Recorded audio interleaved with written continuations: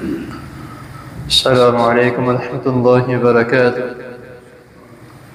نحمده ونصلي على رسوله الكريم اما بعد احسن الكلام كلام الله واحسن الهدي هدي محمد صلی اللہ علیہ وسلم. حضرات محترم، نفل نماز کے متعلق ہمارا سبق جاری و ساری ہے.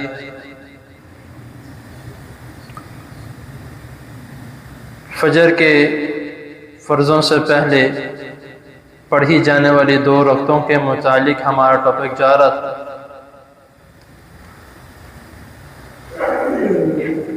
کئی مرتبہ اس طرح ہوتا ہے کہ بہت سے ایسے مسائل ہوتے ہیں جس کے متعلق ہمیں علم نہیں ہوتا، کوئی بھی ہو.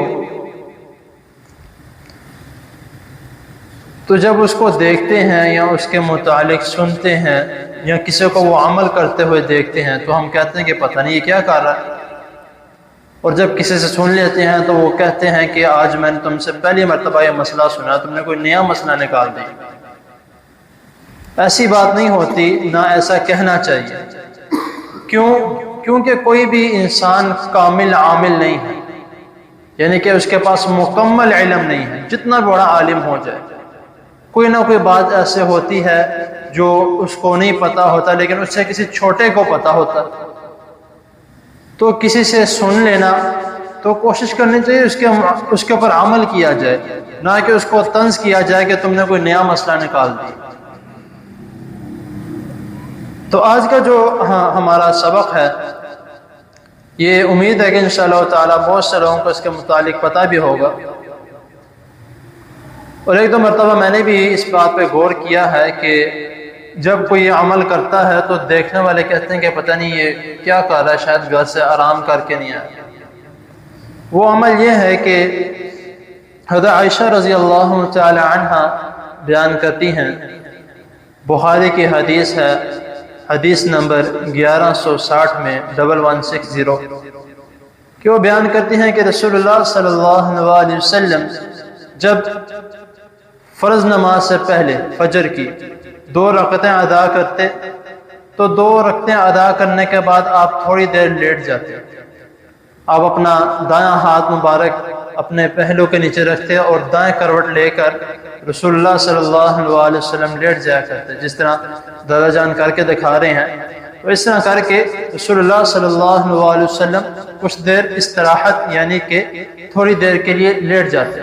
اب یہاں پہ کچھ لوگ یہ مغالطہ دیکھیں، رسول اللہ صلی اللہ علیہ وسلم سنتے ادا کر کے سو جاتے تھے. اس طرح نہیں ہے، آپ تھوڑی دیر آرام فرماتے، لیٹ جاتے اور پھر لیٹ کے اٹھ کے پھر آگے فرض نماز ادا کر لیں. اس کا ترمذی میں جو حدیث موجود ہے، بعض لوگ اس کو نہیں مانتے کہ آپ صلی اللہ علیہ وسلم کا یہ اپنا عمل تھا، لیکن ترمذی کی حدیث جو ہے صحیح حدیث ہے، حدیث نمبر 420 میں اس کا یہ حوالہ موجود ہے کہ رسول اللہ صلی اللہ علیہ وسلم نے باقاعدہ اس کا حکم دیا کہ جب تم میں سے کوئی فجر کی سنتے ادا کر کے فارغ ہو جائے تو اس کو چاہیے کہ وہ دائیں پہلو کر کے تھوڑی دیر لیٹ جائے اور پھر اٹھ کے فرض نماز ادا کرے. تو یہ ایک طریقہ کار جو ہے سنت بھی ہے. اور بعض لوگ اس طرح کرتے ہیں کہ جو عین وقت پر آ کر فٹافٹ 2 سنتے پڑھ کے نماز کے ساتھ مل جاتے ہیں. ایسا کرنا مناسب نہیں ہے. اگر سنتے پڑھنی ہے تو تھوڑی دیر پہلے اٹھ جائیں، پہلے اٹھ کے سنتے پڑھیں، اس کے بعد مکمل ایک سنت کے مطابق چلیں. تو انشاءاللہ تعالی سنت کے مطابق چلیں گے تو کیا ہوگا، وہ ہم نے عمل تو کرنا ہے لیکن اس کا جو فضیلت ہے وہ ہمیں زیادہ ملتی ہے. عمل تو ہمارا قبول ہو جائے گا، خالی سنتے پڑھ کے بھی قبول ہو جائے گا، لیکن اس کی جو فضیلت ہے وہ ہمیں لازمی طور پہ ملے گی. اور پھر اس کے بعد ایک اور جو مسئلہ پیش آتا ہے کہ کچھ لوگ کہتے ہیں کہ اگر سنتے ہم پہلے ہماری رہ گئی ہیں، لیٹ تھوڑا ہو گئے ہیں، وضو کرتے ہوئے ہیں، جو بھی فرض نماز شروع ہو چکی ہے، تو معذرت کے ساتھ فرض نماز کے درمیان جو ہیں وہ سنتے نہیں، نہ نوافل ہیں نہ سنتے ہیں، کیونکہ فرض جو ہے وہ سنتے نوافل سے بھی زیادہ افضل ہے. اس کے متعلق جو رسول اللہ صلی اللہ علیہ وسلم کی حدیث ہے کہ جب فرض نماز ہو رہی ہو، اذا اقیمت الصلاۃ لا صلاۃ الا المکتوبۃ، کہ جب فرض نماز شروع ہو جائے اس کے متعلق اقامت کہہ دی جائے تو اس دوران کوئی بھی نماز نہیں ہے۔ تو اسی لیے اگر پہلے نہیں پڑھی گئی تو کوئی مسئلہ نہیں، بعد میں پڑھ سکتے ہیں۔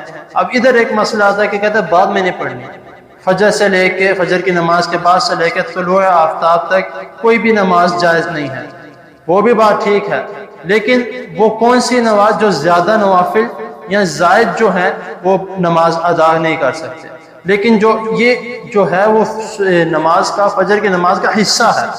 آپ دیکھ لیں کہ جب ہم سفر میں جاتے ہیں تب بھی یہ لازمی پڑھتے ہیں، باقیوں کو تو ہماری چھوٹ ہے کہ ظہر ہو، عصر ہو یا عشاء ہو ان کی ہم سنتے نہیں پڑھتے، لیکن یہ جو ہے سفر میں ہو حضر میں ہو یہ لازمی ہے۔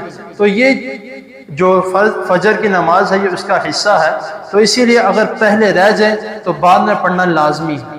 تو یہ جو فجر کے متعلق جو اسباق بیان کیے جا رہے تھے وہ آج مکمل، آگے انشاءاللہ تعالیٰ سنتوں کے متعلق اور بھی کئی احادیث ہیں، تو اللہ تعالیٰ کے حضور دعا ہے اللہ تعالیٰ ہمیں جو سنا ہے اس کو سمجھنے کے اس پر عمل کرنے کی توفیق عطا فرمائے۔ جزاکم اللہ۔